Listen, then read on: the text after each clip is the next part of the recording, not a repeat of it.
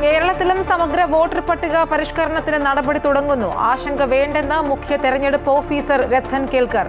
അടിസ്ഥാനമാക്കുന്നത് 2002 voter പട്ടിക. ആധാർ ഉൾപ്പെടെ 12 രേഖകളിലൊന്ന് നൽകാം. 20-ന് രാഷ്ട്രീയ പാർട്ടികളുടെ യോഗം ചേരും.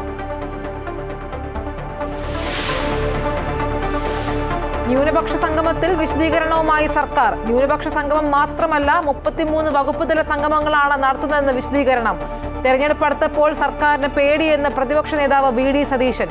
ശബരിമല സ്വർണ്ണപ്പാളി വിവാദത്തിൽ മുഴുവൻ രേഖകളും പിടിച്ചെടുക്കാൻ ഹൈക്കോടതി നിർദ്ദേശം. വീഴ്ച സമ്മതിച്ച് Devaswom board.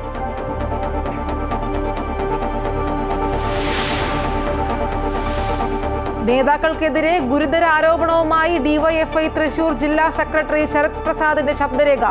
MK Kannan, AC Moideen ഉൾപ്പെടെയുള്ള നേതാക്കൾക്ക് വലിയ സാമ്പത്തിക സ്വാധീനമുണ്ടെന്ന ആരോപണം. വർഷങ്ങൾക്ക് മുൻപുള്ള ഓഡിയോ എന്നും വിശദീകരണം തേടുമെന്നും CPM ജില്ലാ സെക്രട്ടറി KV അബ്ദുൽ ഖാദർ. വിവാദമായതോടെ പറഞ്ഞതിൽ നിന്ന് മലക്കം മറിഞ്ഞ ശരത് പ്രസാദ്.